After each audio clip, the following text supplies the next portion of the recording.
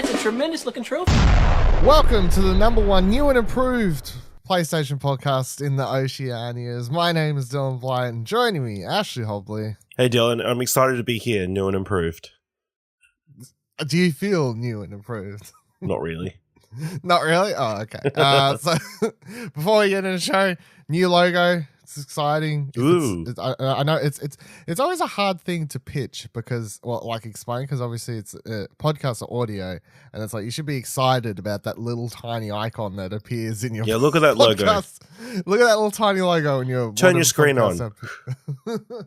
Make sure you pay attention to it. Well, even then, unless you use like Apple Podcasts, because I don't think they actually work there, but like each separate episode has its own audio thumbnail. So back out of the episode and actually go to the main page to see the logo. I mean, you'll see it on the thumbnail. The thumbnail's different now. Oh yeah, that's true. That's true. Good job. That's new too. That's new too. All new things. All right. So new logo. Show's going to change a little bit. I don't think it's like, hey, here's all these drastic changes to the show.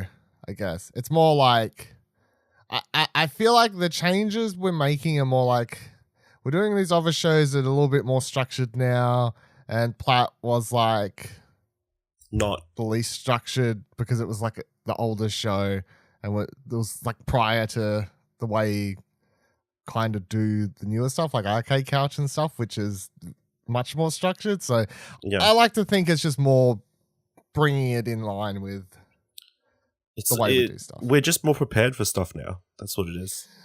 Yeah, sure. Before it was just like, yeah, we'll wing it. Yeah, and now it's we'll wing it, but with segments. It's basically accurate. The same. Very accurate. It's basically the same. Yeah. Okay. All right. So let's get into the show. This week, we got a bronze trophy for a God of War game. It's being teased. We got a little cardboard game coming. A silver trophy is being awarded to Last of Us 2 wrapping up mocap. A gold trophy is being awarded to Dreams releasing in early access. And a big old platinum trophy is being awarded to PlayStation 5's information. Well, I mean, it's not called the PS5, but I hate not saying... I hate saying next gen PlayStation Sony console information. Well, it's like yeah, no, fuck off. It's just, even PlayStation you confirm. Yeah, so. Yeah. It's just listen. We're calling it PS5. That's it's been decided. End of all. That's the be all end all of that thing. But first, let's get into talking about Dreams. So Dreams has dropped in early access. No, hold on. Proper name is Creator Early Access or something. I believe so. I believe that's it. How much have you managed to play? Like 20, 25 minutes maybe. Mm-hmm. And I presume you just like surfed that, dropped into a Yep, couple went through that Dream things. Surfer thing. Yep. You haven't messed around with any creative tools at all? No, not yet. Do you reckon you will? Or are you just going to stay away from it? I might. Okay. Yeah. It's still early. I'll wait to see some cool stuff. I'm like, oh, I can do something way worse than that. Yeah, fair enough. I think I put a couple hours in, and it primarily was games like Dream Surfing, and then I did the first tutorial for the creation stuff just to so just so I can say I've been in there. I know what it's kind of like in there, and then I was like, yeah, I did the first tutorial. Let me open up the music thing, right? Because I'll say. We'll talk about a dream segment in a second, right? Which is going to be an ongoing thing starting from next week. But I was like, I really want to make that joke I said months ago come true, where I'm like, I'll create the dream segment theme tune in Dreams, right? So I did the Dreams creator tutorial where it teaches you very basic stuff. And I'll say this, the tutorials so far are very good. Like I like the way they're doing them. They're very simplistic. I could understand why some people may become annoyed because they're too hand-holdy, but at the same time, they're so hand-holdy with trying to explain things to you that it'll make it understandable for people who haven't played like any creative stuff like Little Big Planet or anything before, if this is your first thing you're ever trying to mess around with. But most of the time, because I have messed around at least in Little Big Planet and some other games, I'm like, I don't want to know. I'm like, yeah, okay. You hold R2 to move the thing, right? You hold these buttons, you move around. I understand what's going on here, but nonetheless, I did that, and I'm like, cool. Now I'm definitely ready to jump into the music creator. Hell fucking no. There needs to, I don't know if there's a tutorial for the music creator. I'm hoping that there is like some explanation of how it all works. But oh my God, I opened it up. I start clicking things around. I'm like, no, they weren't fucking around when they said this is like a fully fledged music system, because there is a million and one fucking options and information popping up on the screen and all these other sorts of things. And then I was looking through music packs that people had even created and stuff, like, oh, maybe, you know, I can download some other people's sounds and then like remix those, and they'll probably be easier than trying to create my own sounds. Obviously, let's go about it that way. No, that still wasn't helping, because I was just like, how do I even record this note? Where do I put it? It's asking me for my, you know, beats per minute and all this sort of shit. I'm like, oh, I can't. But look, maybe. Well, you've got a week, so I've maybe I wouldn't say a week. Let's say I can whip together something half-assed. Maybe I just grab the music from the Dreams trailer for next week or something, and potentially in the future, I need to work my way through these tutorials somewhat to be able to understand it a bit more, I think. But the other thing about playing the tutorials is I do just like, they wear on you, you know, they drain you. I'm like, a tutorial, and then just let me play the fucking game, you know. So because definitely not a super creative type. But all right. The creative stuff aside, because that's not really what we're not really the Dreams creator types. We're the Dreams player types. Yep. So tell me about your experience, and I'll say, do you want to explain first, because the game boots up and you get this like 10-minute intro sequence. What do you think of that? Yeah, because it kind of takes you through. Yeah. It was a solid introduction. I enjoyed it. I thought it gives you the sort of feel of what it was going for. They've cast that narrator pretty well, I think. She does a good job. Pretty much starts off with a big bang, and then, you know, everything you could start being. It seems to be the impression that you can start from a small idea, and then ideas come up everywhere and that sort of thing. And then you play as like an imp thing. What color did you pick? Green. Okay. Yeah. I saw there's no purple, so what did you pick? I think I can't even remember. I think I picked the pink one. Right. It was less about the color, and it was more about the emoji or pose it was pulling when on the face. Yeah. Okay.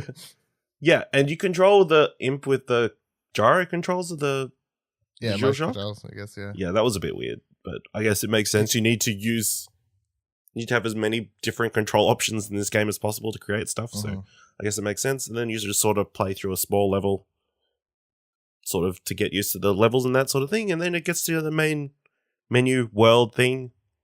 You can either hub world thing, or I assume you can build stuff in that as well. You can customize it and change it as you unlock stuff and whatever else. And then, like, if people click on your profile, they can come visit your hub and see what you've done there and stuff. Oh, that's cool. Yeah. Yeah. So I tried clicking on some people's. Basically, everyone's got very bland and empty hubs at the moment. Yeah. Yep. You need to work on that. Yeah, and then just went and played a few different little games. The Dreamscape, I think they've got the Dreamscape thing, Dream Surfing thing. We just play through a bunch of different things. But most of it, yeah. Most of the stuff is not great yet. A lot of the stuff is the stuff we saw like before, like featured stuff that obviously people have looked up afterwards to try and play through, like the PT World thing and the Legend of Zelda level thing and a bunch of stuff like that. So probably in a couple of days where people are actually playing actual games, it'll be a bit better, hopefully. I'll say it's just the discoverability thing is something that they said they're going to work on more by the time the game fully releases, because they want that to be a certain type of player as well, you know, like someone who's like literally making these playlists of good games or being able to put your games up there. It's like, I think they pitch it as like three types of players for Dreams. It's like the creators, right? Then you got the players that just want to play games, and then the third type being the curators, That's kind of what they expect the 3 types of players to be. I don't think in the early access at the moment there's much options for curators to kind of help find things and then push them up, because the highest rated stuff at the moment is all the medium molecule stuff that we've seen before, which is fine because a lot of people obviously may have not played that before. We like the Hammer game and all these sorts of things that we saw at PAX and stuff, which I would play again, but no online co-op in that. No online in that one. It's a split screen only. Well, local co-op only, but and then most of the highest rated user created games, from what I could see, primarily were ones that were heavily talked about during the beta period. But it only came out a couple of days ago. Or whatever it was. So it all kind of makes sense why it's still kind of sitting up there, and it's like people are working on stuff or whatever. But so I played, but I'm happy to play some of this stuff because we didn't play the beta. No. So I played PT, and even though I'd seen a little bit of the YouTube video, I never watched like someone do a full playthrough of it. I did like the full playthrough of it. And I'm like, oh yeah, it's like missing some elements, of course. It's not a perfect 1-for-1 recreation. It misses like the woman and standing at the back, and like the woman who appears like above the chandelier at one point. These things don't happen, but primarily, I'm like, this is pretty good for someone that whipped up in a week or whatever the hell they did it. The sounds are all great, and the primary way it all plays out is PT and stuff. So because we didn't play the beta, I'm still just being like, oh, PT, this is great. Oh, look at this Zelda thing. Oh, look at this fucked up Cuphead third person shooter thing. Why the hell does this exist? This is quite odd. But yeah, I was doing a lot of like trying to flick through to find other more random things, and then some of the games I was finding like most of them will say in brackets, like under construction or like blah blah blah blah. It's like, yeah, no shit. Most of these games that people are making are probably going to be under construction for a while, for a while. But it's like then it's the whole, like for instance, I played this one last night and I saved it because I'm like, I could come back to this and talk about it on a future episode or like feature it or something. But it was like a simple game where you played as a dog, and all you did was run around and you had to collect coins and find the dog's bone. And they had one level. Well, they had a hub world, and then they had like a portal you could go through that was to the first level. And all it is find the bone and collect the coins, and that's it. But you're playing as some cool little dog, and it's fine apart from the fact that sometimes its head would get stuck into, as you jump on something, and it'll start doing 360 spins like it was out of the fucking... Super realistic. Yeah. That's what a real dog does. Well, that's why when you start the game, it says hold triangle if you ever get stuck, because if your head gets stuck as the dog, but for that one, when I went back to the hub world after I finished the first level and went up ahead, they literally just had a sign in the ground up ahead that was like, such and such level name is under construction. And then you could like go up to the next portal, which would exit the game and take you back to the Dreams main menu. But I like how they've got a thing in there, a signpost that's saying like level 2 is under construction, and then when they update the game, a level 2 portal will be there, and then they can put up a sign for saying level 3 is under construction, sort of thing, because you can play these games and see them expand as they continue working on them. It's weird. It's like playing Dreams primarily is going to be this thing of basically playing people's alpha games all over and over. But I mean, that's kind of the point of it. It's more of an ideas thing, not a fully finished product thing. It's like, here's my thing. But there was also like another game experience. It was like more a moving painting, I guess. All it was is someone had done, and it was funny because I tracked it back. Someone had done a painting of a street of Paris, and then someone else had remixed that level and like made the coloring and all these other things way better, way more in depth, and they added music over it, and then they added in this cool little squirrel character that let you just walk around. There was nothing to interact with or whatever. It just let you walk around. It was like, oh, you're in Paris kind of thing. But it's like you can trace back. Like someone created this originally, someone then grabbed that and remixed it and made it better, and then added this other character to walk around into. But then someone could grab that, and remix that and make it into an actual, like a full street that you could walk through and interact with characters. I don't know. It's just like over a year, over 6 months, you'll be able to see these things like something small will be a bigger part of something, or a small part of something bigger. Yeah, and then you can click on the game's credits for some, and some of them, everything will be done by the game's the person who created it or posted it or whatever. But then there was another one I clicked on. I can't remember what it was exactly. It might have been like I played the Guitar Hero type thing, which was really fucking hard, and I couldn't even super hard beat it. It was ridiculously hard at an easier level. Jesus Christ! But that was cool. You know, it's like left, up, triangle, square, or whatever it was. There's your 4 buttons and the thing. Everyone understands Guitar Hero, the premise, I guess. But I think it might have been that or something else. But when you looked in the credits, there was like 20 to 50 people listed, like art, music, art. You know, like all these other sorts of people whose works has been collaborated into this one game. So yeah, it's cool how you can like click on those sorts of things and do what you need to do. Most of the ones I was playing, there'll be some I was playing, I'm like, I don't care, whatever. It's like other ones you like, you play, you like click like, and then most of the ones you'll play, and what is most likely going to happen for most people playing it is, like, for example, with the dog one, I finished it, and then I clicked, you can just click a thing that says like, watch this game, or whatever it is. So if you like a game and you know it's going to be continued to be built on and expanded in the future, you can literally just click. You can keep track of it, you know. Yeah. Now I don't know if when they update it or like force an update through the game, if it'll notify you that the game that you're watching has been updated. I hope it would, because that would be cool. Because it'll be annoying if you have to manually. Yeah, check. Surely there'd be like you have like a notifications panel or something. If there isn't, they should do that. Medium or cool, if you're listening, you probably are, because number one streams podcast in the world, I think, now. Australia? Nope. Gotta shoot higher. Or at least the Oceanias, yeah. Yeah, that would be, it would just make sense. Like, give you a little notification, hey, this game you like, that you're following, just push a brand new update and give you the release notes. I don't know if they can, if people can put just release some notes through, but yeah. Yeah, I'm pretty sure they've got like notes on some of the They do stuff. for actual dreams. I don't know if people can force them, like, people can put them through for their actual games inside Patches, dreams. I don't know. Updates. Yeah.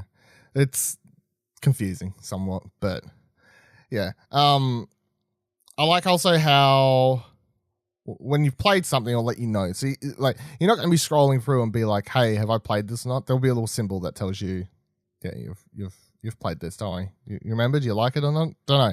If you don't remember, you probably didn't like it, so probably time to move on at this stage. But yeah, it's like for people who I suppose still don't understand dreams, and it's like, why would this doesn't sound fun?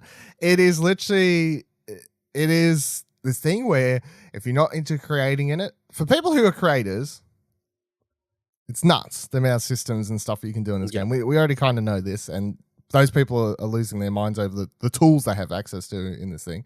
If you only want to play things, it is just this thing where you boot up and you go shuffle, and then it'll take you through a whole heap of different stuff. Now, some of it could be really bad. Some of it could be really weird, like the thing I tweeted about where there was literally just a rake in the middle of this island, and there's a character, and then you walk up to the rake, and of course smacks you in the face like a rake does. So it's a Sideshow Bob simulator. Yeah, Sideshow Bob simulator. And then there's a counter at the back of just behind it on a little screen that's saying like idiot award or something like that. And every time you walk into it and it smacks you in the face, the counter goes up. Yeah. And there's a door right behind it that you can click on. They'll just end the level. So you can do at any point. So it's like, what? I don't know if that's supposed to say something about how many times you walk into the rake before you decide to leave the level, but it's like you could come across something quite weird like that. You could come across the Paris thing I was talking about, which is basically just a living painting. You could come across there was like another thing. Someone had made music in it, like this club song, and then they just had a very like trippy like synth, like bubble, like changing colors and going all over. Like they just basically created a music video type thing, I guess. Yeah. It's very simple, but it was like a Windows Movie Maker type thing happening to do with their song. But that was another thing I came across. And then you could go next thing and all of a sudden you're playing as a dog in a coin collectathon. And there was another game I played that was a first person shooter on an alien planet. And I had a shotgun, a pistol, an assault rifle, and I killed a bunch of enemies and then beat that game. So it's like that's it. That's Dreams. It's weird. It's wacky. Yeah, it's weird.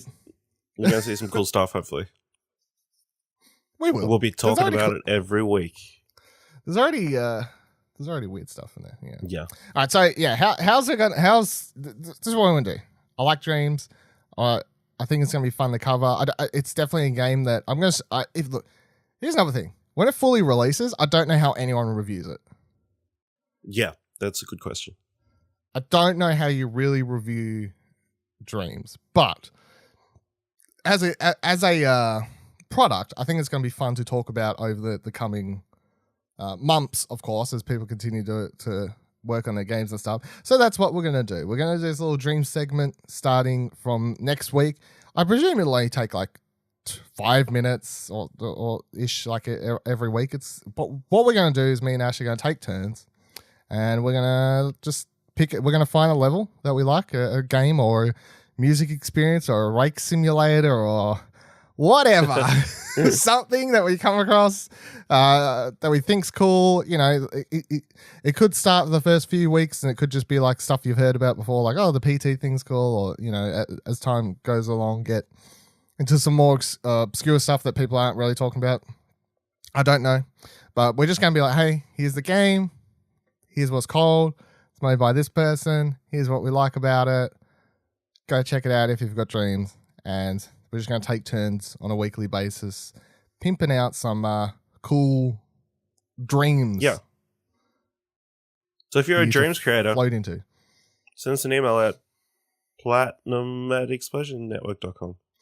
Yeah, that is the email, but you said it like it was like I wasn't 100% sure. Because I wasn't.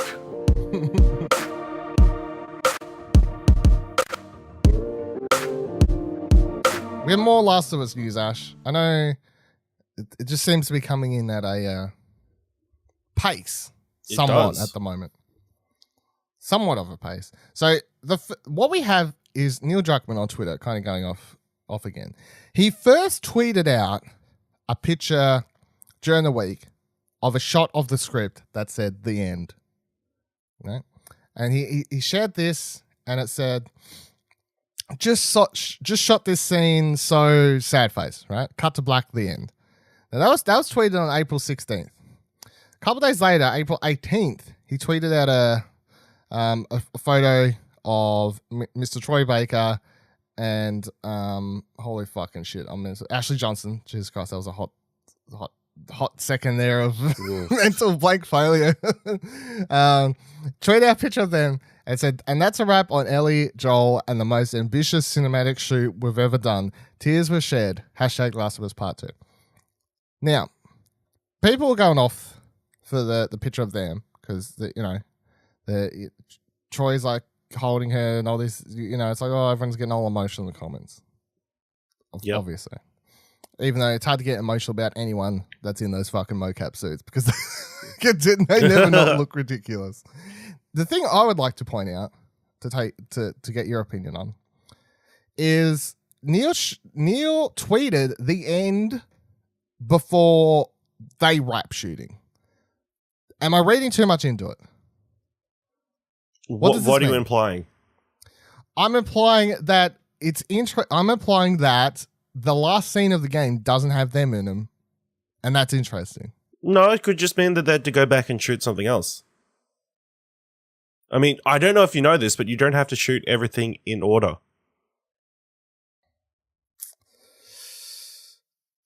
It's true.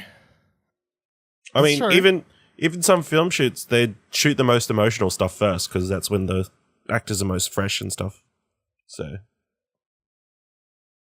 it's true, I suppose. It is. Do you reckon that's all it is? I guess, yeah.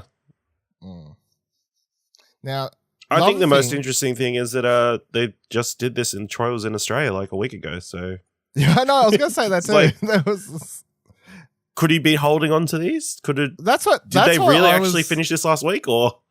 Yeah, because he was here last weekend, and that means he would have flown up there and pretty much just gone straight back to work. Yeah, like, jet lagged. Troy Baker. Yeah. That's his acting process, I guess.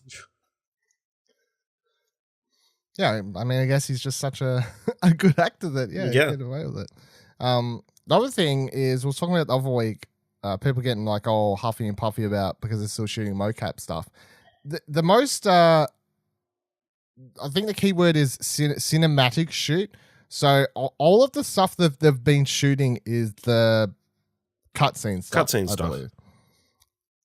So they could, like, I just think in my mind, as someone who obviously doesn't know much about game development,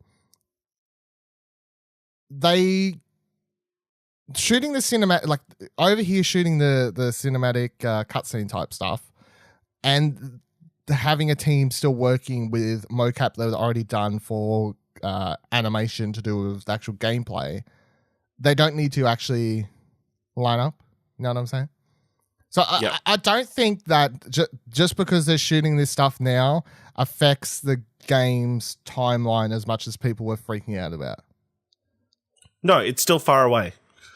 It's still far away, but people were acting like, oh, you're so much further away, like years and years away. I don't think it's years and years away, which if they'd only just started doing well, it could be. But I don't think it is because they've showed us fucking gameplay and I'll be like, geez, don't show me gameplay and then release it 5 years after you've shown me gameplay. Naughty Dog, they're pretty quick. They don't stretch things out too far. They are. I would presume it's next year with PS5. You would assume so. Late next year. That would make sense. Or else it's just going to be like The Last of Us 1. Did I already not make this point? I can't remember. Or else it would just be like The Last of Us 1 where that released one of the last games in the PS3's life cycle. And then they ended up just having to do a re-release for PS4 anyway. Well, yeah. I mean, they wouldn't have to do a re-release, but we'll get to that later. We'll get to that, but yeah. It's like, what do you do at that stage? They'll probably still do a re-release because there's no way they wouldn't want to make the graphics and the 60 frames and whatever else they can do.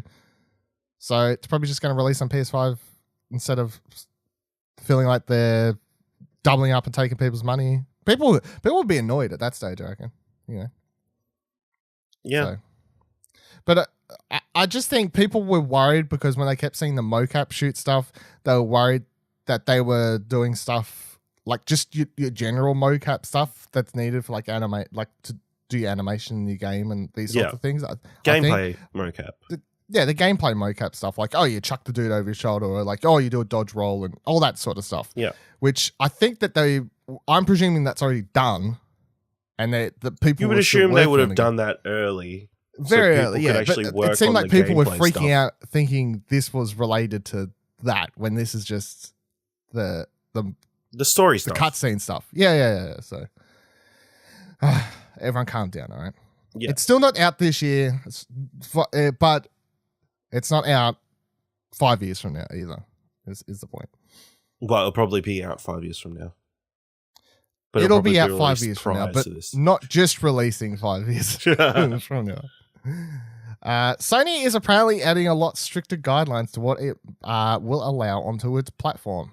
So this story comes from Push Square. It says Sony's censorship guidelines tackle sexually explicit depictions of underage characters. I thought this was an interesting one because kind of live in a day and age where, of course, you open up Steam, and if you listen to Arcade Couch, you have my problem with Steam, and they just allow fucking anything on there.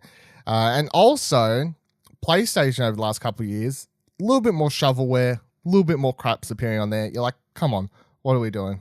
Is all of this stuff necessary? Look, I like easy trophies as much as the next person, but come on. Even Nintendo Switch every week you'll open this like, oh, there's 50 new games this week. What are half these things? Oh, they're mostly just crappy kind of shovelware. And what is this? This is a weird looking game. What the hell's going on with this? So this can all play into that. Push Square writes, as has been obvious for some time, Sony's cracking down on sexually explicit material as it pertains to questionably aged characters. While the specifics of its regulation remains under wraps, a Wall Street Journal report on the recently introduced policy reveals that the Japanese company has become increasingly concerned that it is, quote, that its, quote, global reputation could take a hit from, quote, sexually explicit content sold only in a few markets. It's talking about titles like Dead or Alive Extreme 3 Scarlet here. According to the aforementioned publication, the PlayStation maker has been paying attention to such movements such as the hashtag MeToo movement, as well as the rise in popularity of game streaming on sites such as YouTube and Twitch. In essence, it's concerned by content which may be perceived as demeaning to women, and in particular, titles which appear to depict underage girls, characters in sexually explicit situations. So there's a few games like that, Japanese ones, and I think a lot of them don't even get released in Australia, but they shocking, shockingly, yeah. So you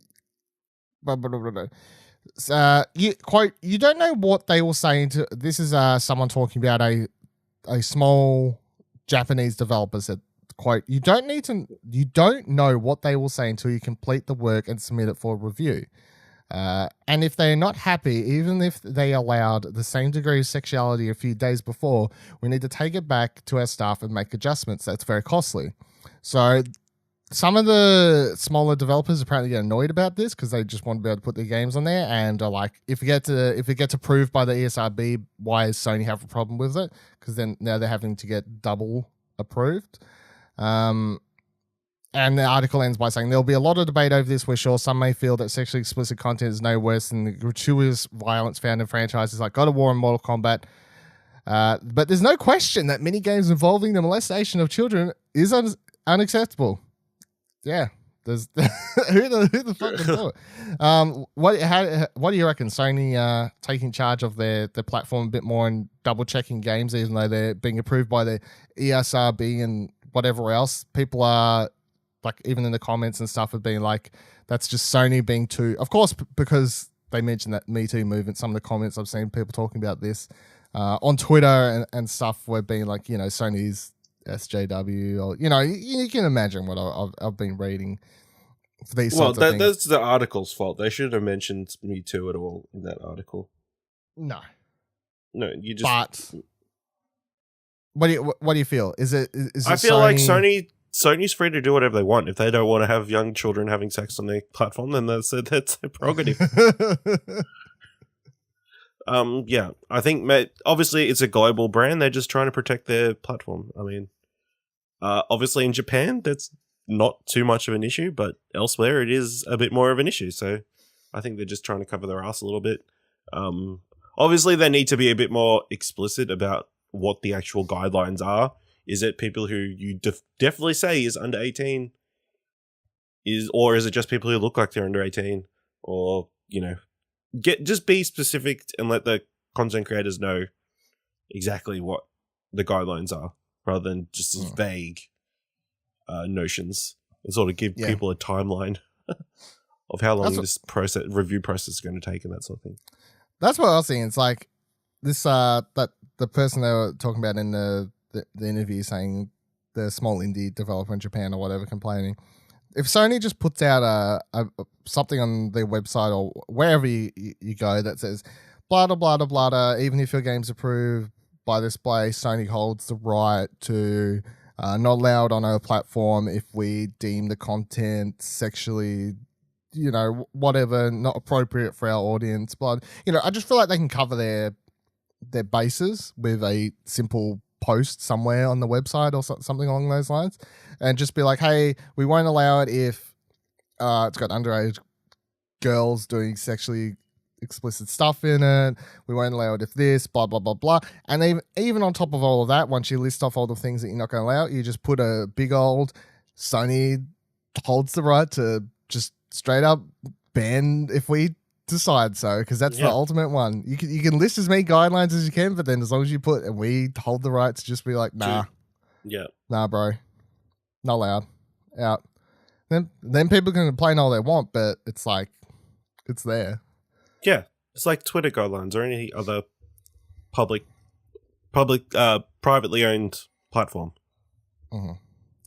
I like it because obviously games like that are bad. I feel, like all these weird games with underage girls. And people are like, oh, but they're old enough in Japan, because that's not usually the argument, because they'll be like, oh, they're 16, so it's like, oh, it's different in Japan. It's Japan's culture and all these sorts of stuff. No. Wow, why are you coming down on Japanese culture, Dylan? No, well, it's like it's like I don't care what fucking culture it is. It's like if it's released on a worldwide platform, then the rules and guidelines are gotta be a little bit different. And but stuff, it varies from country to country, Dylan. Hey, it varies from country to country, Dylan. Look, we know that certain things. Why are you trying to argue with me about underage girls? I'm enjoying this. You just feel uncomfortable. Yeah, because then I was like, why are we even having this fucking argument? I'm all for platform holders just kind of taking hold and not allowing so much crap onto the store. As I say, there's so much crap on Steam. PlayStation has a lot of crap on it. A lot of it gives me free trophies, free platinums. I'll give them that. But then again, there has to be a line somewhere. That's the same for even the Nintendo store. Too much crap on it these days. Just be like, what is even going on our platform? Do you check these things at all? They don't, obviously. I like how in that article it pointed out that Xbox just failed to comment about the whole thing when asked about it, because Xbox doesn't get these fucking games for some reason. Because they're not Japanese for a start. Yeah. They're like sitting over there like, nah, like we don't have to put up with this. No one tries to put these games on our platform. So yeah, we're good. That's funny. But yeah, I'm happy. Take control of your platforms. All right, so we got two bits of God of War things that I can tie in together, and you'll see in a second. So God of War, firstly, is getting its very own card game later this year. The story, Push Square. God of War is a year old this month, and it seems Sony isn't stopping at just free themes and avatars, which is what we talked about last week. Board game developer Come On has announced that it's hard at work at a card game based on the Kratos' Norse adventure, imaginatively named God of War the card game. Clap, clap. It says, in God of War, the card game, players take on the role of Norns as they try combinations of heroes and events in order to stop Ragnarok, says the company on its website. Each game is a new attempt to find the right key to save Midgard from destruction. 1 to 4 players must work together, embodying mighty heroes such as Kratos, Mimir, Atreus, Brock, Sindri, Freya, and they will fight enemies and bosses from the popular God of War video game, but combined and remixed in exciting new ways, creating unique what-if scenarios every time they play. Dylan, are you excited to fight trolls in this new card game? Jesus Christ, I'm going to burn every troll card out of that goddamn box. I'll be like, here, let's remix the boxes now. Burn them. There's my remix of your fucking game. God of War. It's funny how I just think it's interesting they keep, like we had the Bloodborne one. There was a Horizon one. Was there another one I've missed? No, I think it's Probably. just those two so far. Well, I mean, it's likely. Yeah. But it's like all these PlayStation games keep getting turned into... Well, board games is like a couple massive years. market. It's like a big thing. Obviously, and the IPs are useful to like get your stuff out there, so it makes sense. That's why there's a gazillion different types of Monopoly. It's true. Well, that Bloodborne one was no, that was Dark Souls one, I think, wasn't it? Yeah. Whatever one, it was like Kickstarter, and they got like a lot of money for that. And then the Horizon one, I think, was doing pre-orders or whatever, in just general interest. I saw on Twitter was quite high for the Horizon thing. But that Horizon one had cool figures and stuff of the dinos and stuff. So that was quite cool. The machines. Yeah, the machines and stuff. So that was cool.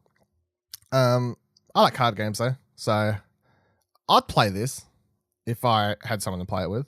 But you can play by since I yourself. don't, yeah, well, maybe. Well, some of these card games are one players. You can just play them versus the AI, and AI being the deck. So maybe anything's possible. Tying this in. So in here it mentions each new game is an attempt to find the right key to save in order to stop Ragnarok. Ragnarok was kind of briefly talked about, teased as a thing in the original God of War game. Not really gone into full detail, but it seems that theme that was dropped last week, the free theme that went up, there was a little teaser in it. Someone spotted on Twitter and tweeted this at what's this person's name? At Toads Anime. Of course it is.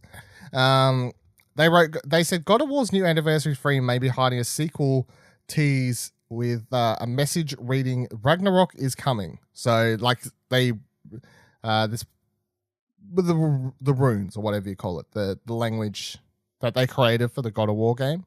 They people translated it and figured out that that's what it apparently reads as. Ragnarok is coming, and people had worked out that full alphabet because they used it to crack the last Easter egg that was cracked in God of War was to do with the language and stuff. But then Corey Barlog replied with simply the emoji of the blushy face, or shocked emoji, I guess, yeah. So this appears to be our first official tease, I guess, at the sequel for God of War. Or are we all just reading too much into it, Ash? Are we just going too far? I mean, it makes sense given the secret ending of the game. We can talk about God of War at this stage, can't we? Year-old, 1-year-old. Yeah, I don't know. We're doing it. Skip ahead for 5 minutes if you don't care or not. In case you missed it, the secret ending for God of War is how'd you trigger it again? You went. Oh, you just had to go back to your house after the game. Just go back to your house after you finish the game, and then you'll get this really cool cutscene where it basically skips ahead. I don't know. It doesn't really tell you. Hundreds of years, apparently. Nobody knows. Just some amount of time skips forward, and then you get another knock on the door, or you hear someone coming down, or something like that. Yeah. And Kratos goes to check it, and it's Thor.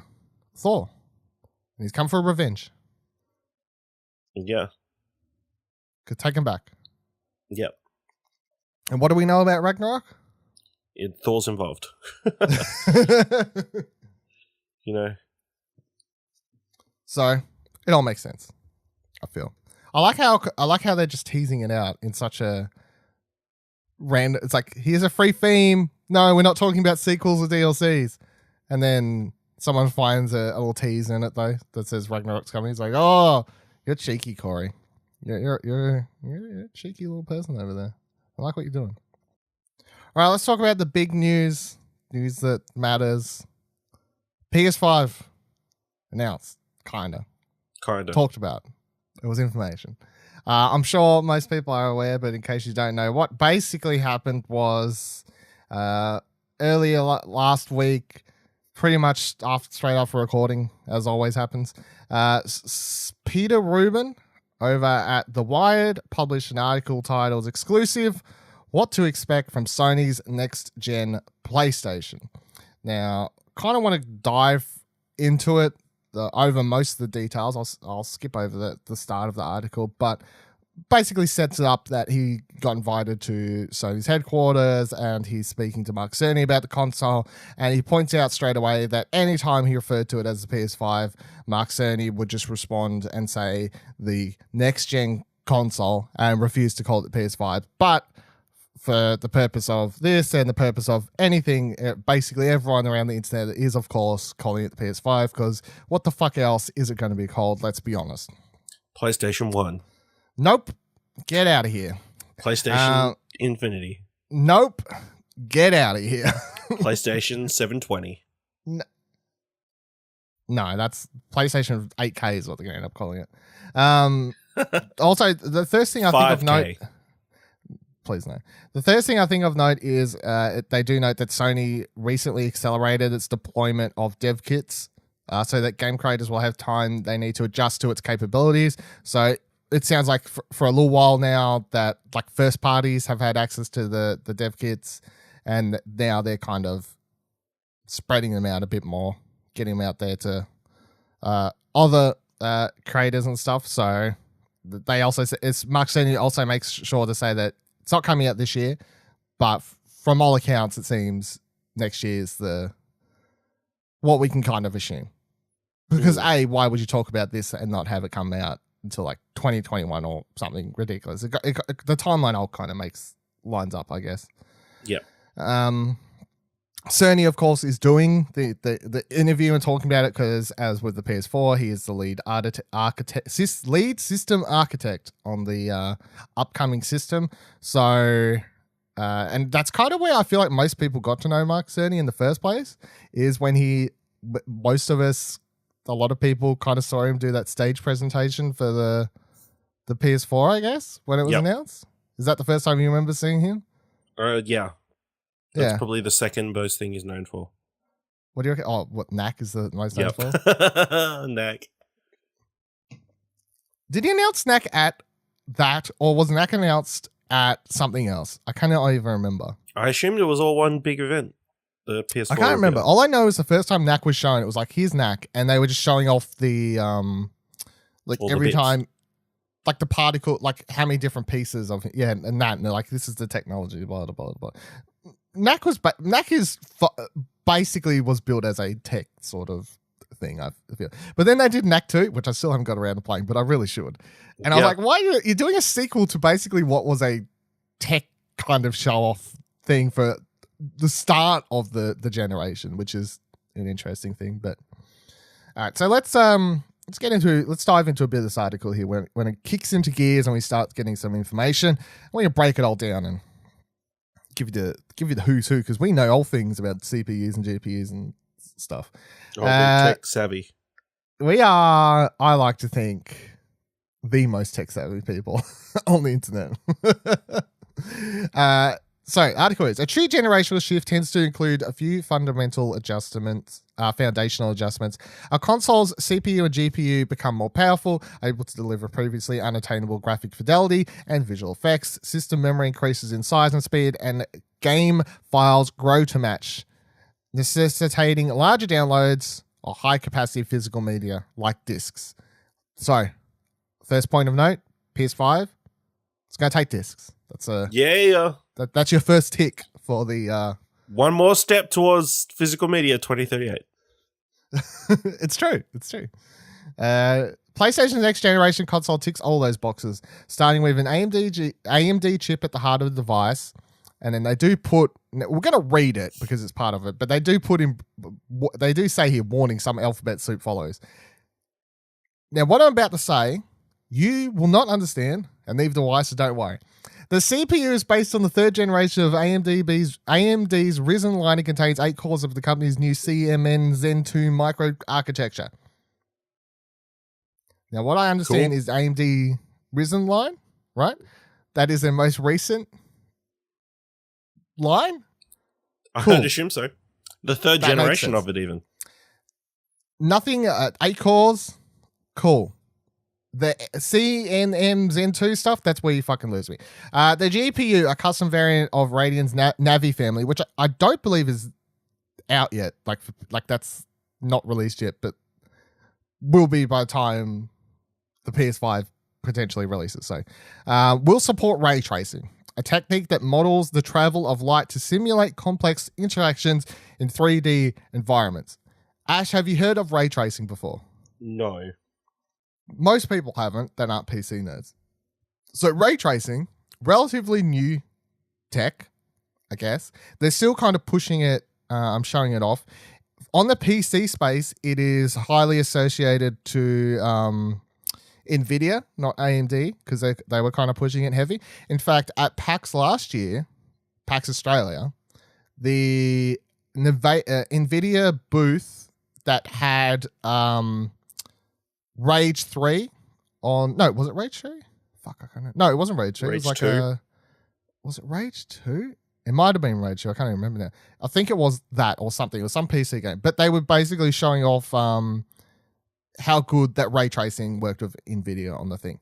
Ray tracing, I think the simplest way to boil it down is it's all to do with lighting is a thing. So it's a lighting technique that basically lets them trace lets the game or the people like trace each singular light point like to an actual location, which means you can get a lot cooler lighting effects and shadow effects and whatever else. But it's all to do with lighting, right? It's a cool lighting technique. That's the most simplest way to put it, I think.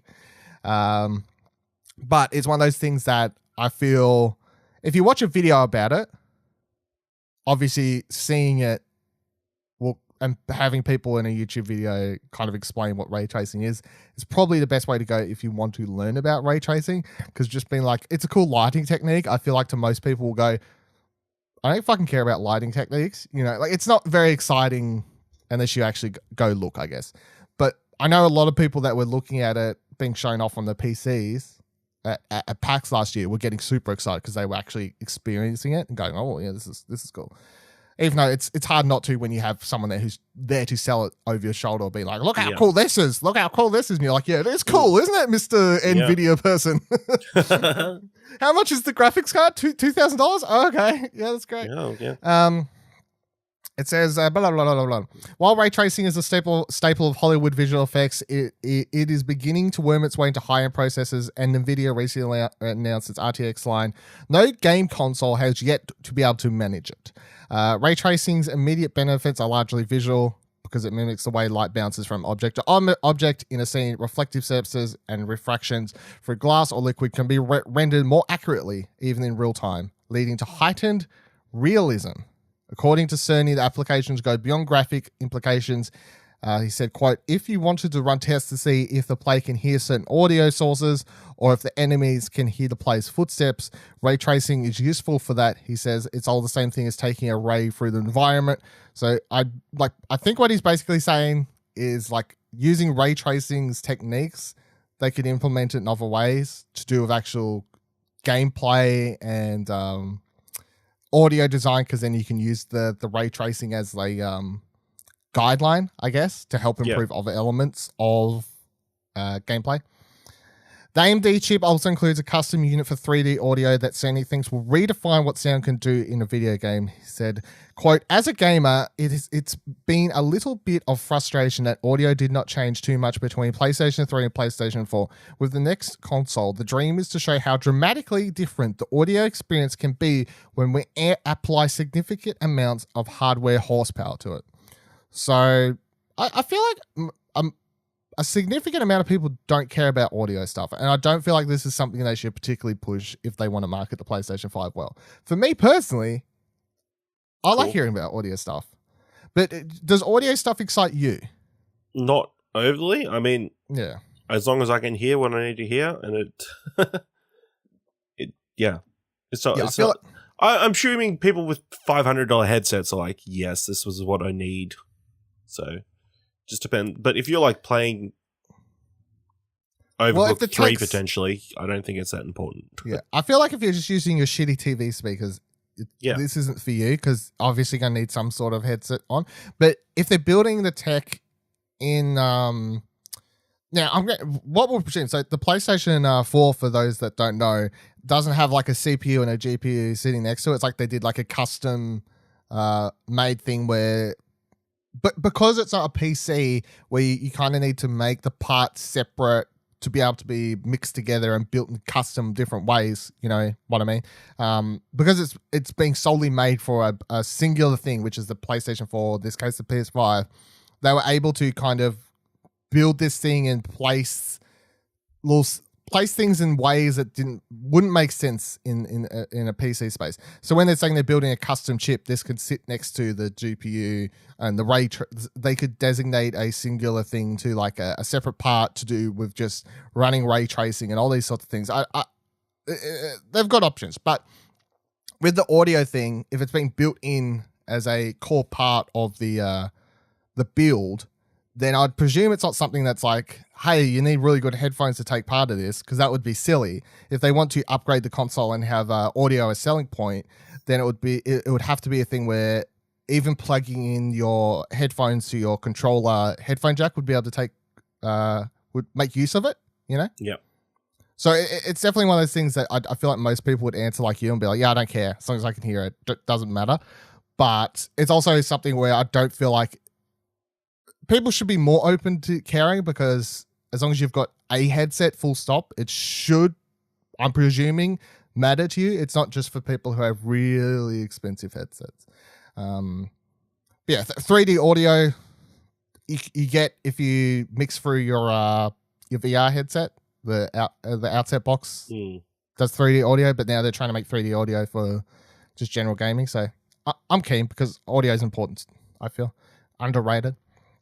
One of the words Sony used to describe the audio may be familiar to those who follow virtual reality. Presence is what he said. That feeling of existing inside a simulated environment. When he mentions it, I ask him about the PlayStation VR, the peripheral system that sold more than 4 million units since its 2016 release. Specifically, I ask if there will be a next-gen PSVR to go alongside this next console. Sony says, quote, I won't go into details of our VR strategy today, beyond saying that VR is very important to us and the current PSVR headset is compatible with the new console. So there's your next tick.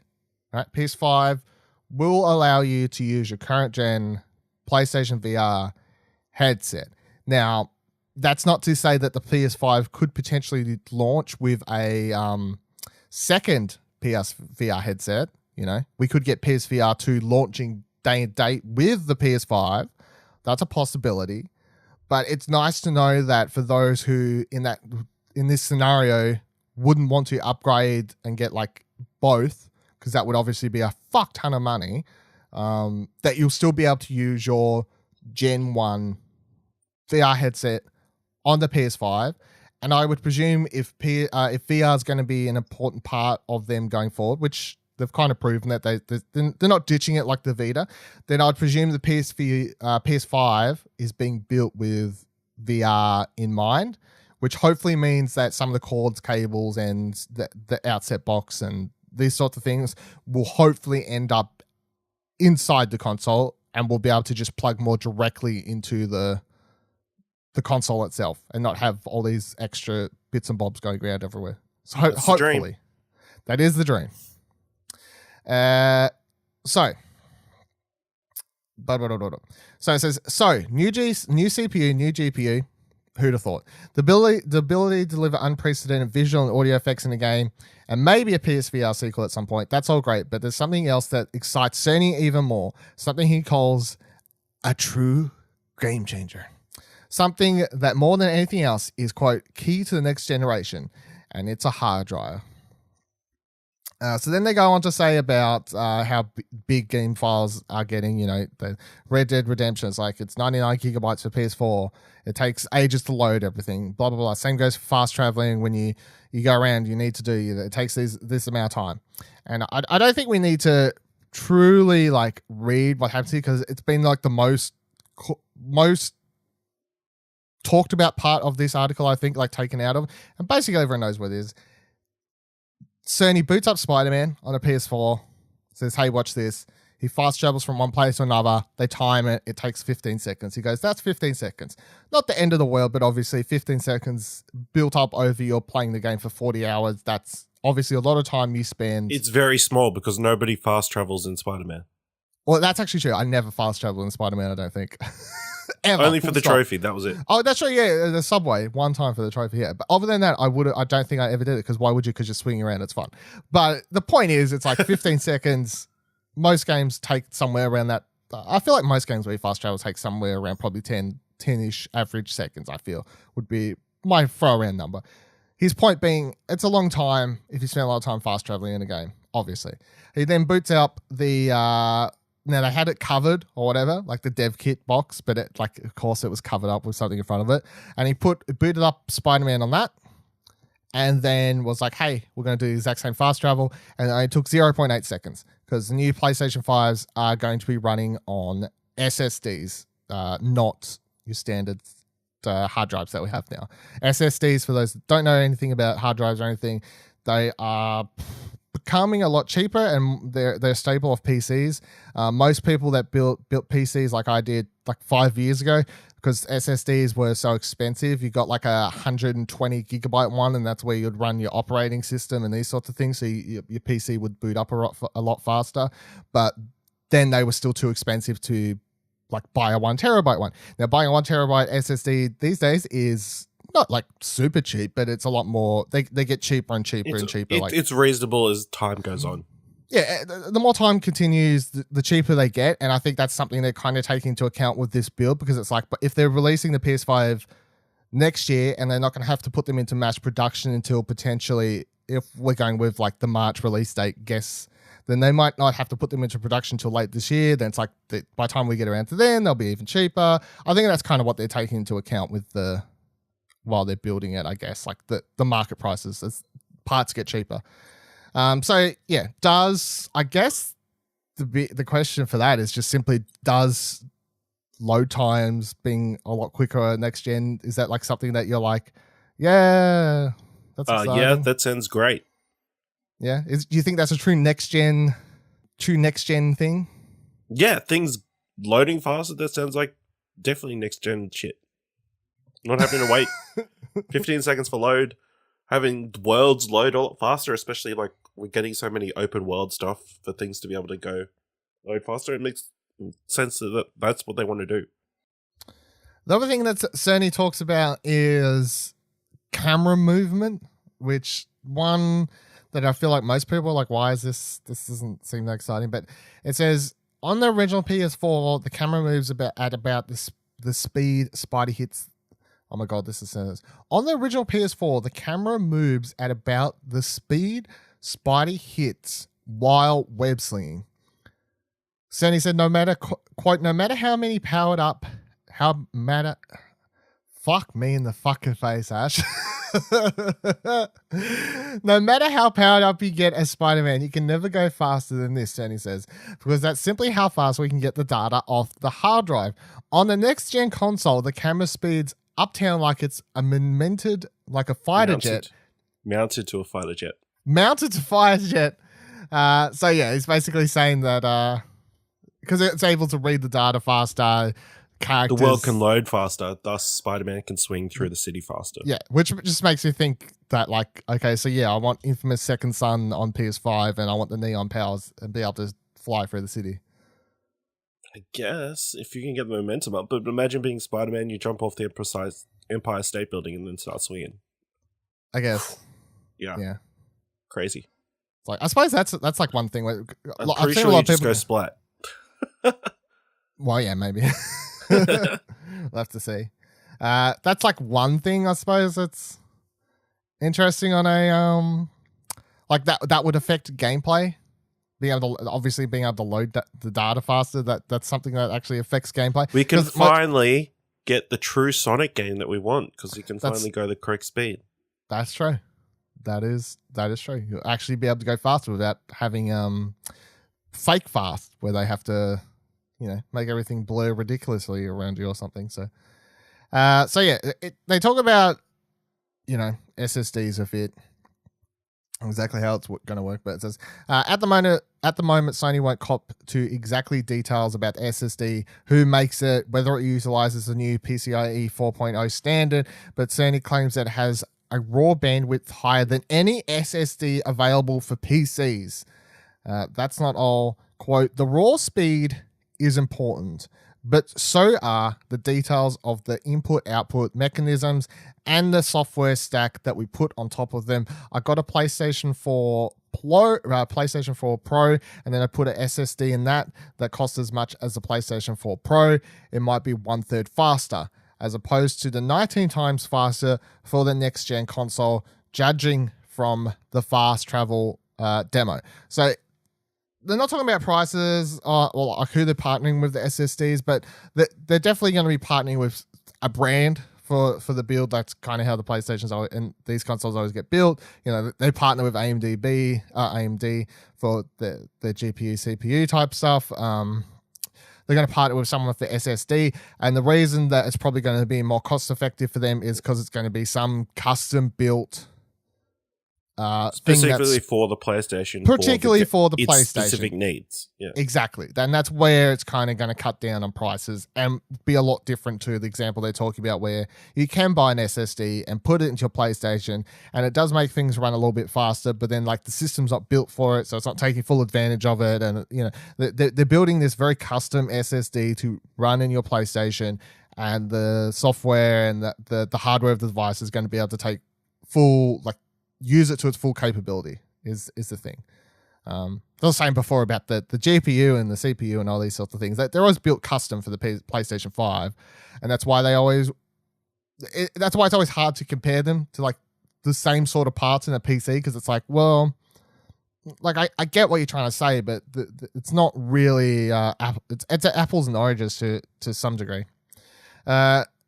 It says, Sony isn't ready to chat about services or other features, let alone games and price, and neither is anyone at Sony. Nor will you hear much about the console at E3 in June. For the first time, Sony won't be holding a keynote at the annual game show, but a few more things come out of the course of our conversation. For example, the next-gen console will still accept physical media. Tick that one off before. It won't be a download-only machine. Because it's based in part on the PlayStation 4's architecture, it will also be backward compatible with games for that console. There's your... next oh jeez. Yeah, that's a good move.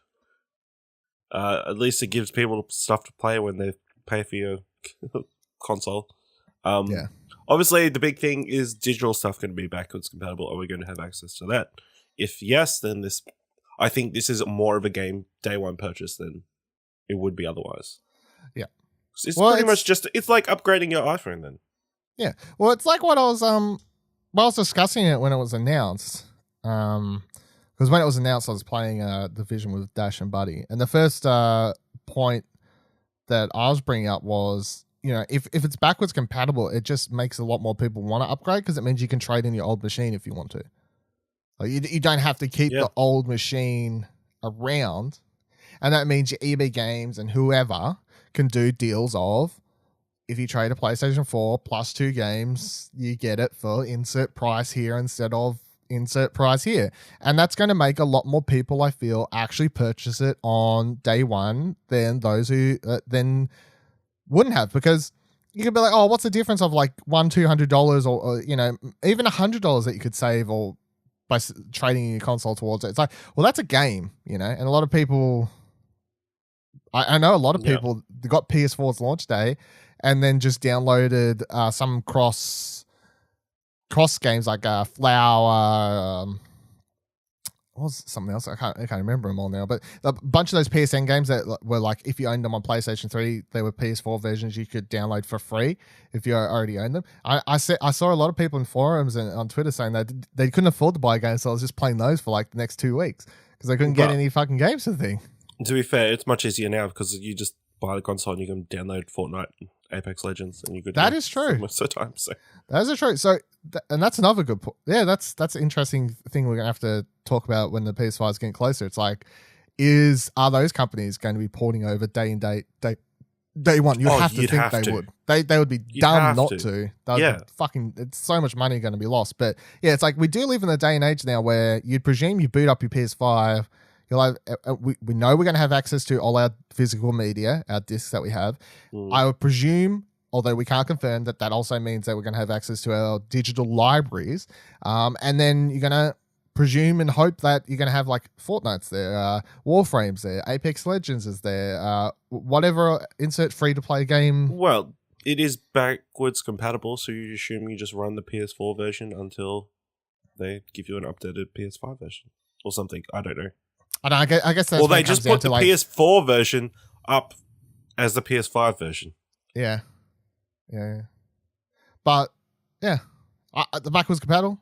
That's a big tick. That's a big tick in a lot of consumers' eyes, I believe. Like one of the biggest ticks, I think, that you can have for the console. And although they're not talking about games and what it's going to look like, what their online service, or any of this sort of stuff that people are interested about. And primarily this article doesn't give too much away about the PS5, really. It's not a reveal of the actual console. They never actually show it. They never really talk about any specific details other than kind of tease a few little bits like, oh, here's what CPUs is. But even then, though, we don't have full specs for the GPU, the CPU, these sorts of things. It's like it's like this kind of thing's this. But I still think, and I'll ask you this in a second when we get into it a bit more. People are like, why would they do this? Why would they put out this article? Why would they talk about it? It's so weird. Why would Sony do it? I think the amount of good press they're going to have ahead of Xbox off the back of only the backwards compatibility thing. And you'll be like, oh, Xbox will probably have that too. They will. But for a lot of Sony people, that is a huge tick, and that's a huge consumer tick that they already got out of the way before they've even announced the console, you know? So... it says, as in many other generational transitions, this will be a gentle one with numerous new games being released for both PS4 and the next gen console. Then it says in brackets, what exactly Hideo Kojima's forthcoming title Death Stranding fits into that process is still unconfirmed. When asked, a spokesperson in the room repeated that the game would be released for PS4, but Cerny's smile and pregnant pause invite speculation that it will be in fact a 2-platform release.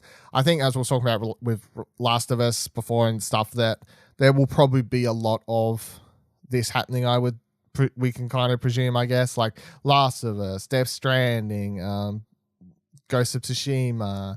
Like, I wouldn't be surprised if all of those games at least were kind of cross-platform games, and even with the backwards compatibility stuff, they'll still get a PS5 release because they're games that will be able to and want to take advantage of the better hardware, you know? So it's not just like, oh, just play the PS4 version.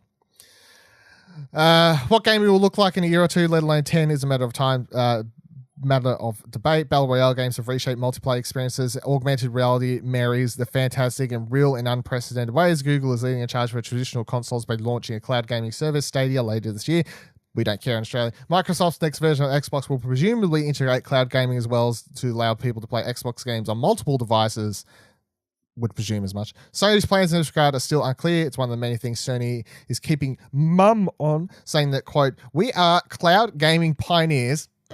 Are you though? And our vision should become clear as we head towards launch. But it's hard to think that there won't be more news coming on that front. So yeah, that was the reveal article about the thing. So the other thing that they talk about, go over here quickly, is IGN had an article saying, PS5, let's pump the brakes a little on those supposed 8K graphics. Because there's a part in the article that I skipped over where Sony says, you know, PS5 8K, it's kind of just thrown out there. You know, it's never dived into. It's mentioned once. It's mentioned once as like kind of a throwaway thing. Brackets. And a lot of people. While the next gen console will support 8K graphics, TVs that deliver are few and far between, so we're using a 4K TV. Yes. And everyone's like freaking out. Like, how could the PlayStation 5 handle 8K graphics and all these sorts of things? And IGN had an article that I think explains it quite well.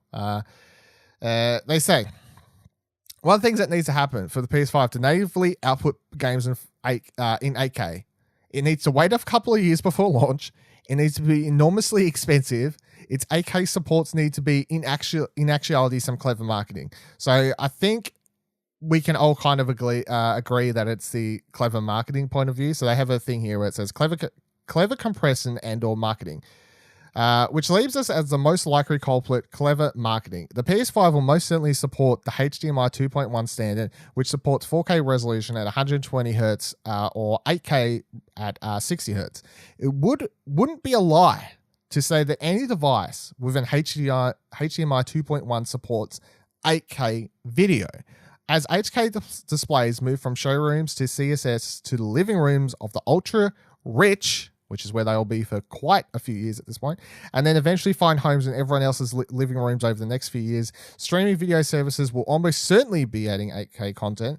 It's also possible it will use some of the tricks used by the PS4 Pro, updated to render 8K graphics for PS5 using techniques like checkerboarding to conserve bandwidth. The PS4 Pro doesn't actually produce a true 4K picture. There's no reason to think Sony couldn't improve on and implement a similar system for hypothetical 8K console. So that's kind of, as soon as I was reading it, that's where my mind went, you know, like I was like, bullshit, it's not doing fucking 8K, what a liar. But at the same time, he's not technically lying. He's just being very sly about it, And I would presume that it's just going to be like the PS4 Pro, They'll be like, it does 4K natively. That's what the console does. It does 8K, or it's up-resed using some of our, fancy techniques and whatever else we got going on. And then the last little bit to add on to this was the writer of the article, Peter Rubin, sent out a couple tweets after the article went live. His tweet says, "So this didn't make it into my PlayStation story, but given how much people are speculating about the Sony console's price, especially given the SSD/chip combo, I thought I should probably give a tiny little bit of interview transcript on it. It says, there's always been a general range of launch pricing. Will the next console hew to that range? Sony. I believe that we'll be able to release it at a suggested retail price that will be appealing to gamers in light of its advanced feature set. Mean that it may cost a bit more, but what you're getting is worth it. Sony. That's about all I can say about it." So I think that's him saying that it could potentially be a bit more expensive than the PS4, but they're not doing a PS3 again because they're not that dumb. But they believe that people would understand the slight price increase given the feature set. So obviously there's a lot to unpack, but let's start with the first question. All the details that's shared in this thing, does it excite you somewhat for what the PS5 could be, I guess? Yes, it does. I mean, it sounds like it's going to be a good step forward. I mean, reducing loading screens and just sort of making things go, the smaller stuff go quicker, I think is an important thing that probably will go unnoticed 3 years from now. But when we go back and play old stuff on your PS4, you'll appreciate more. So, no word on fan noise, but which I know is important for certain people, but that's a lot of hard drive. That's an issue. That's a hard drive issue with the PS4. Yeah. So if you don't have like an old fashioned hard drive, then they'll be reduced. Potentially, hopefully, yeah.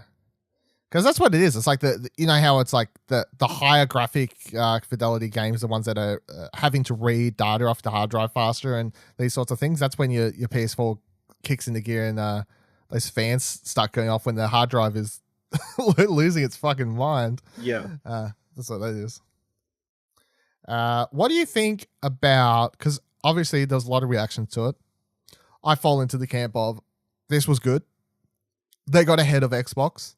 They managed to get out a positive article that really doesn't give away anything. It's not. A lot of people were like, why would they announce the PS5 this way? They haven't announced the PS5. They're talking about. They're basically just talking about its existence without officially announcing it. They will still do an official announcement, like a press conference thing like they did last time. That will still happen. They will still get out there. They will dive more into the tech. They will dive more into the techniques that they're using for it. They will show off a bunch of tech demos. They'll invite all the press to that one. That's what will happen still. This isn't an official reveal, so this isn't one for another thing. This is just them, I believe, getting ahead of the curve. They're first out the gate. Is that how you took it, or do you think this was a bad move? Or I do think it was just weird, an odd choice, but they do what they're doing better than we know with what they're doing, so I guess it makes sense. I don't feel like they needed to, but why not? I guess is the long-term approach. Hopefully this means we're going to get some more information in the coming months, probably either right before E3 or not long after E3. Mm-hmm. Well, it's like for the people who are like posting things saying, why would they do this, blah, blah, blah, blah, this seems like a bad move. What is the negatives? I don't see any negatives from doing this article. I guess it's just not fancy. It's not It's showboating. not fancy.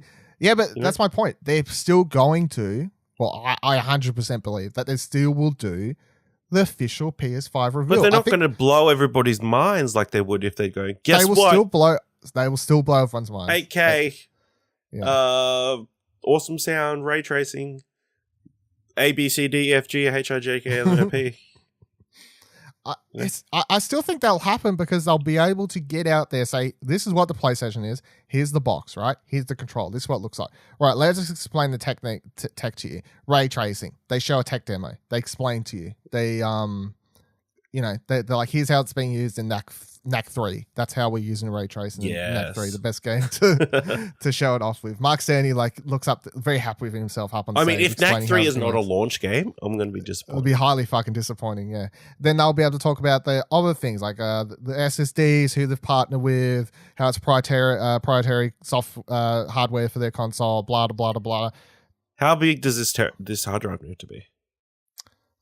Minimum, smallest, I reckon you have 2 SKUs and it has to be 1 terabyte and 2 terabyte. Surely. Yeah. Surely. Because I can't imagine you'd be able to replace the hard drive. No.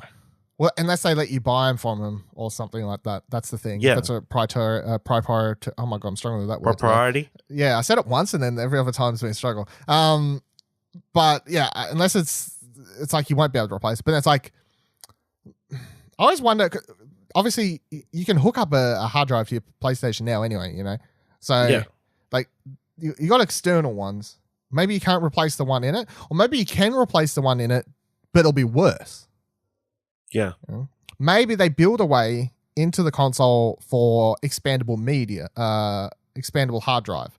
Maybe they just, because basically everyone that's owned a PS4, upgrading a PS4's hard drive has been a big part of the console. Basically everyone does it. If they don't upgrade the one inside it, a lot of people buy external ones, right? It's a very popular thing. Like you go to JB Hi-Fi, there's literally a hard drive that says made for PS4, costs a bit more, supposedly runs faster. I call bullshit. You can probably, but whatever. Point is, like, people buying hard drives for their consoles has become a big part of this generation. So throw it out there that maybe they have a spot or allow or take this into consideration, given that they would be well aware that basically everyone either changes their own or puts external ones into their PS4. So you can see what happens there, I guess. But I think for the article itself, it's like, it just adds a lot of questions. It answers few, and the things that it answers are not really to do with the PS5 itself, but more like safety netty type things.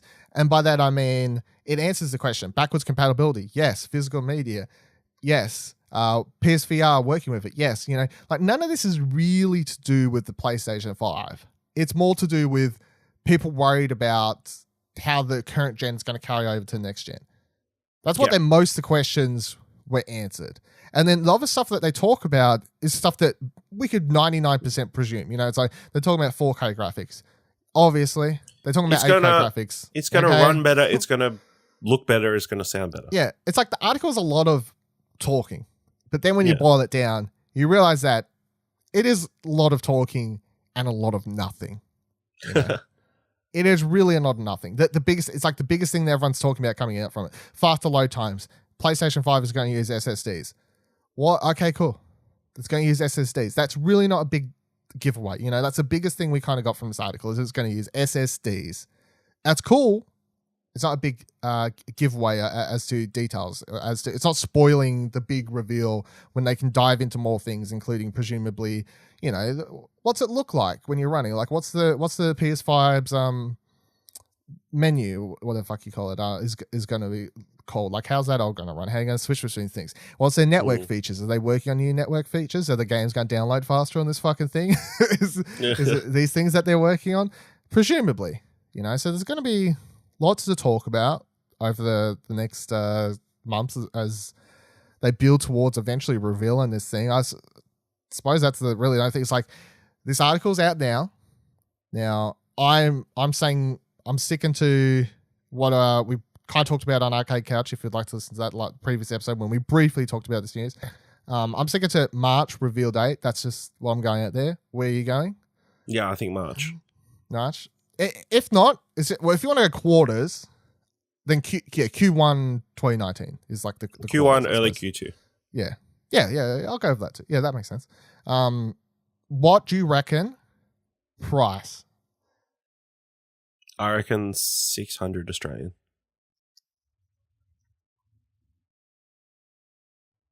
The base, PS5, PS4 was $4.99 Australian, wasn't it? I believe so. I think that's right, off the top of my head. So then, PS5, if you push it to $5.99, I think that's where they can get away with it. $100 dearer. People will be okay with that, I think.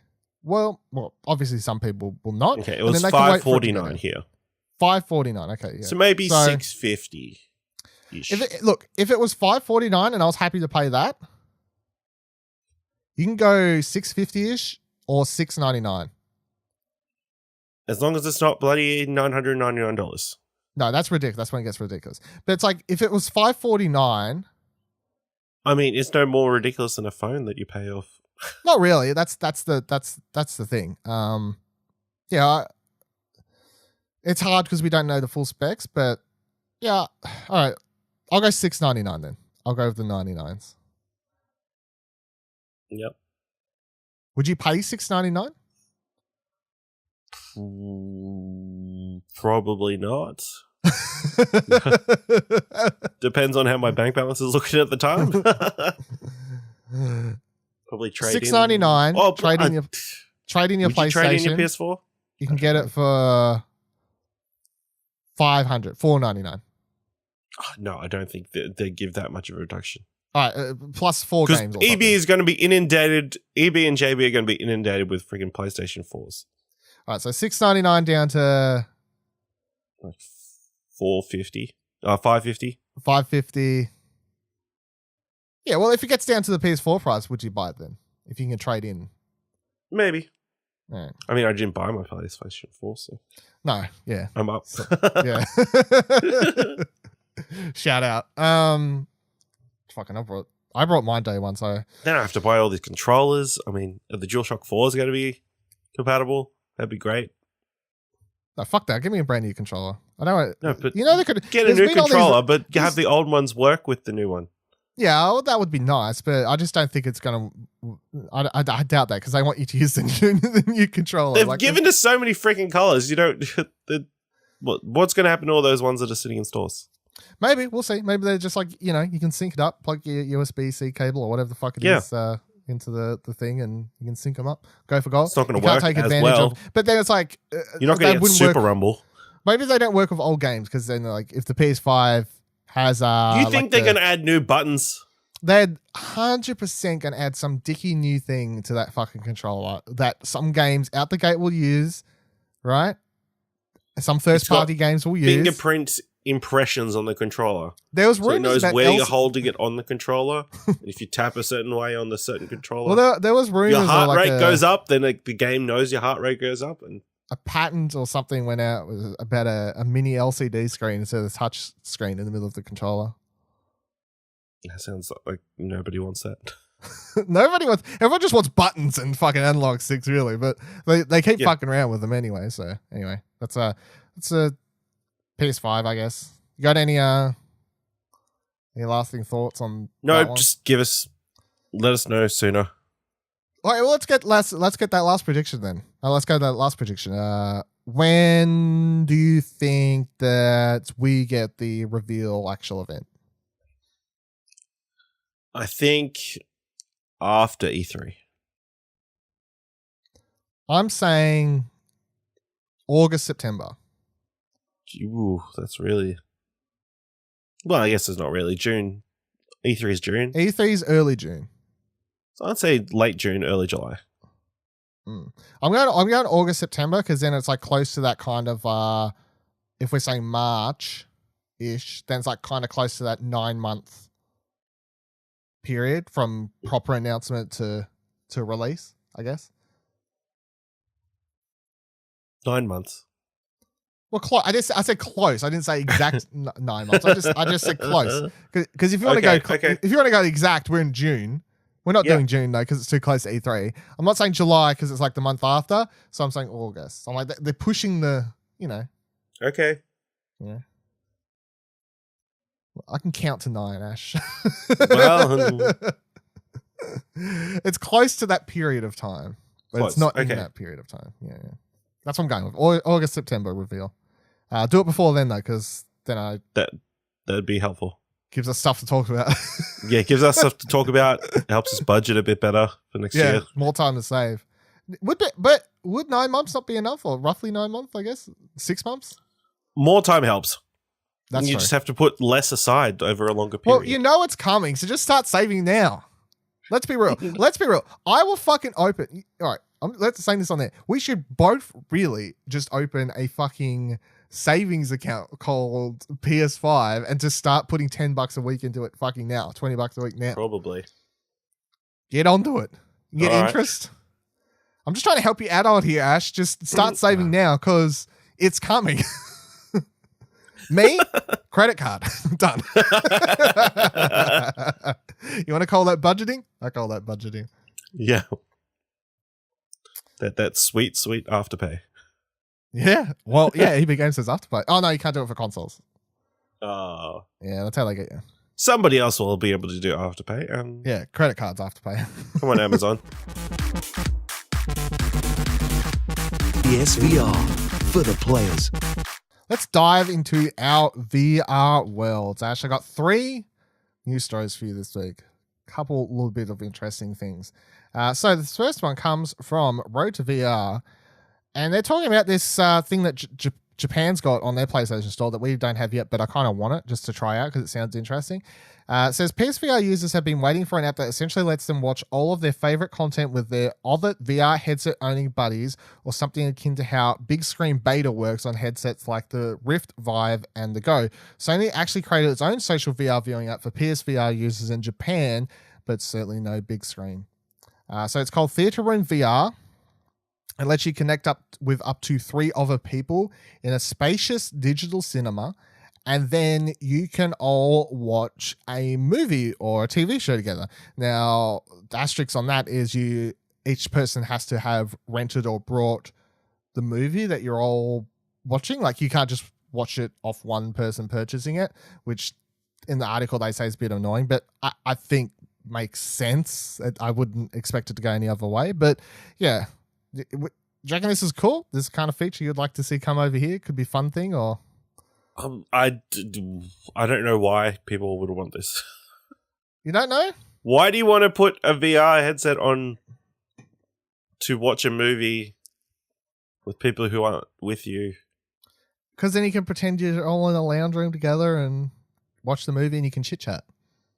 I guess. Because then you can you can watch something and have Google Hangouts on at the same time. But you're in a VR headset, Ash. And I can turn to my left and be like, that's pretty fucked up part in the movie, eh? And you can turn to your right and go, yeah. And then we both... Yeah, and look at some avatar thing. It's not an actual person. So that's a no from you? You could just put your Hangouts right next to the... You can turn left to look at the Hangouts. Hangouts isn't an avatar in the game. It's an actual person, though. I think this is a big old... I think I can say this is a no from you. Yeah, this is a no. Not likely to be used. I mean, I was trying to think of what practical use you could use it for. Sporting events? Yeah, things that actually use the virtual reality. You know, because you'd be able to look everywhere and you'd see this field different. Whereas in this, you're just looking at the same screen, which is in the same position every single time. It's a social aspect. No. We all know you hate social aspects. Especially when it's not integrated with something like a Netflix or something, so you have to buy piecemeal everything. From the PlayStation. And everybody has to buy it. Yeah, but what if it was connected? What if one day in the future we could hook this up to Netflix? A slightly bit more interested, but not much. We could when they hook it up to Netflix, we could do a series where we record it, and obviously we can't have the footage of the movie in it, so we just want to capture ourselves. But then we can so we capture ourselves wearing PSVR headsets. No, we capture the game footage, but we just have to get rid of the Netflix somehow. Oh, so it's just our avatars looking at each other every now and then. Yeah, talking. Yeah, okay. But we'll commentate whatever we're watching. It's movie commentary, but in VR. In VR, okay. I guess. I'm sold him. Another thing, a Doctor Who thing is on the way for select VR headsets, which I'm kind of hoping will be PSVR, because of course like Doctor Who. So it says, this came from Upload VR. Just ahead of next week's Tribeca Film Festival, the first trailer for Doctor Who's animated VR episode is here. The trailer, it's got a cool art style. I'll give it that. I kind of like they're taking advantage of being like, don't make it look too realistic, because then that's when VR gets weird sometimes, where if you go with a cool art style, the VR stuff's going to hold up a lot better. But you're there, the Doctor's talking to you, there's a whole bunch of stuff. What's going on? Don't really know. Some black hole opens up in the TARDIS, start getting sucked out, all sorts of things. It says, it stars current Dr. Jodie Whittaker. At the start of the experience, you awaken inside of the Doctor's TARDIS. You've apparently collided with an alien known as the Volta, which you must help get back to its home planet. The trailer above is just a brief glimpse, but it holds a lot of promise. The art style for stars is striking and really seems to emphasize a connection between you and the Doctor. That's a thing. The BBC says the experience will come to select VR headsets in the coming months.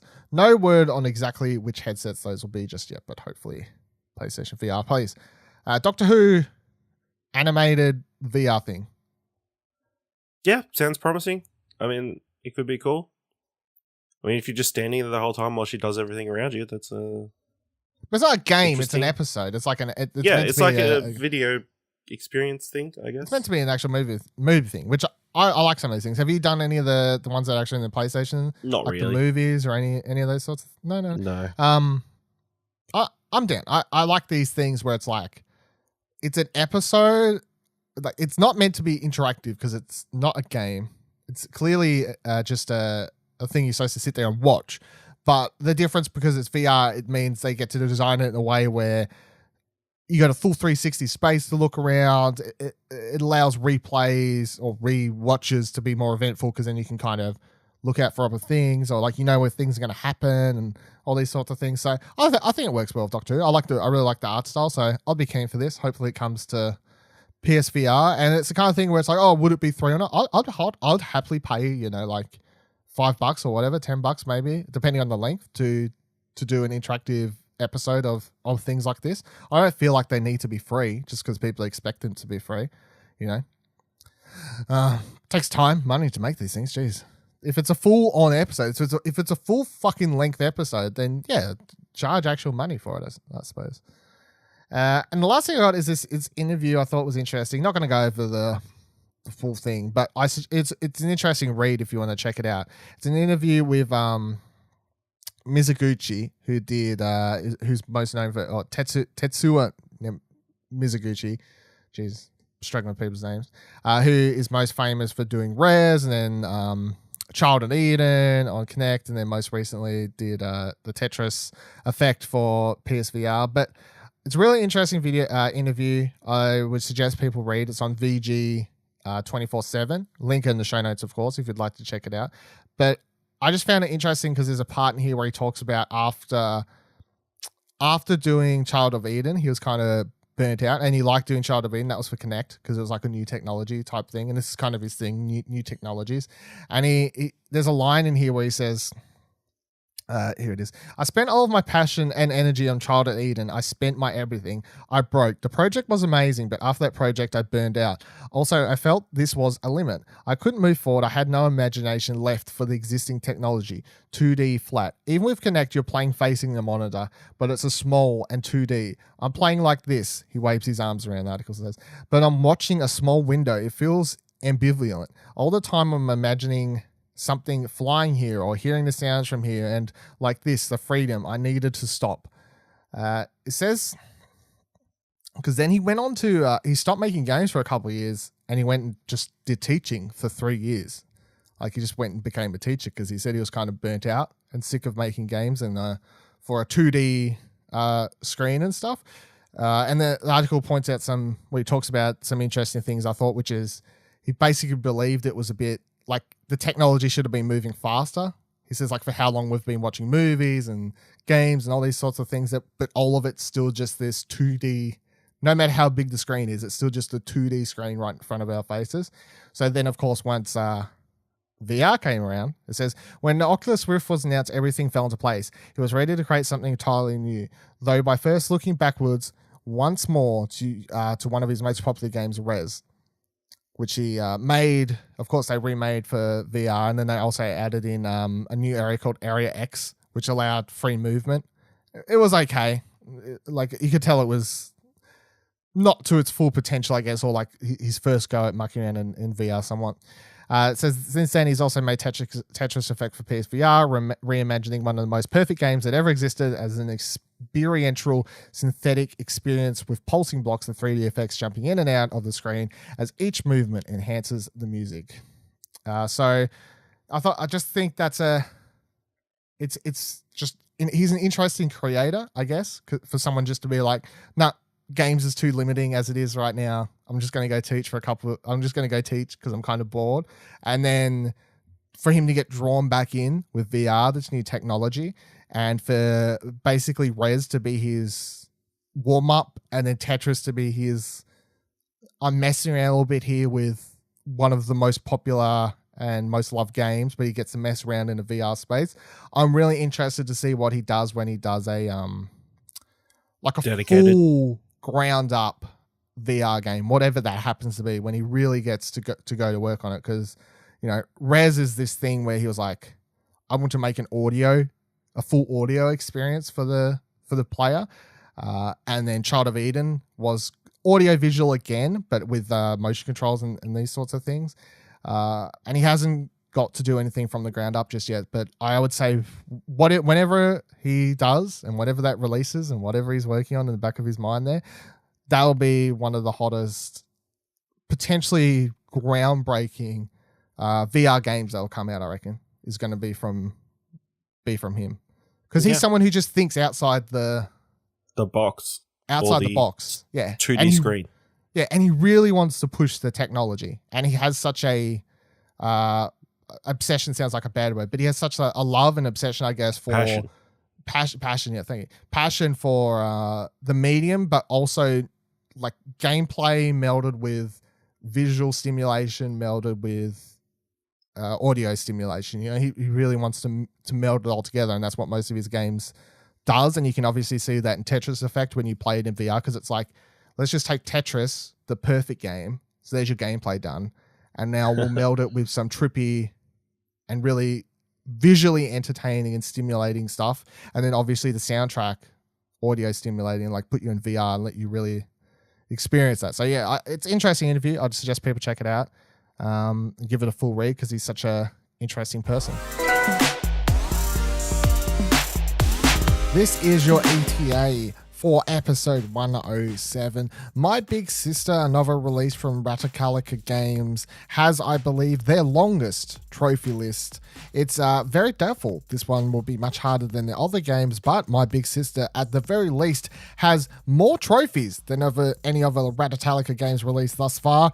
But still, it's probably another easy platinum. Let's be real. Also published trophy list popping this week: Zeroptian. Say this one. Zeroptian. Zeroptian? I don't really know. I'm sorry, everyone. Zeroptian Invasion is another game being published by Ragnarok Games, but the trophy list is a lot smaller and easier to understand. From what it looks like, this is going to be a simple Space Invaders-like game, and getting the platinum looks like it probably won't take you any longer than 30 minutes if I had to guess. There are simple trophies for scores and levels. We can read through them all now quickly because there really is not that many. Die for the first time, destroy the boss of the first area, destroy the boss of the second area, get 1,000 score, get 2,000 score, get 5,000 score, get 10,000 score, get a power up, complete 3 levels, complete 5 levels, complete 7 levels. Yeah, I'm pretty sure that's a platinum, everyone. That's 11 gold, 1 platinum. That's your ETA for this week. That is it for this week of Platinum Explosion, everyone. Hope you enjoyed the episode. All sorts of things happened. PlayStation 5. We had a great time. PS5. Say it 3 times, it comes true. You can follow me on Twitter at Vivaladil, Vivaladil. You can follow Ash on Twitter at Ashley Hobley, ASHLEYHABLEY. You can follow this show on Twitter at Plat Podcast. Don't forget you can rate the show on Apple Podcasts if you would like. Helps out the show a lot. Or if not, word of mouth, do all those sorts of things. That's the sexy way to help out. Join our Discord to chat to us about games, ask for trophy tips, give me trophy tips. Do what you need to do. ExplosionNetwork.com/Discord. And this is, of course, a product of the Explosion Network, of which you can find many more shows, articles, news, reviews, and much more great things at ExplosionNetwork.com. You can follow Explosion Network on Twitter at ExplosionPod. Until next week, remember, every trophy counts. Catch up on the latest TV, online media and movie news from the biggest comic book films and YouTube crazes to our local cinema scene. And then hear what we've been watching before asking the age-old question, what do you want to watch? Available on all podcast services every second Friday. Just search your podcast app for What Do You Want to Watch and subscribe for free now. And keep watching stuff, I guess.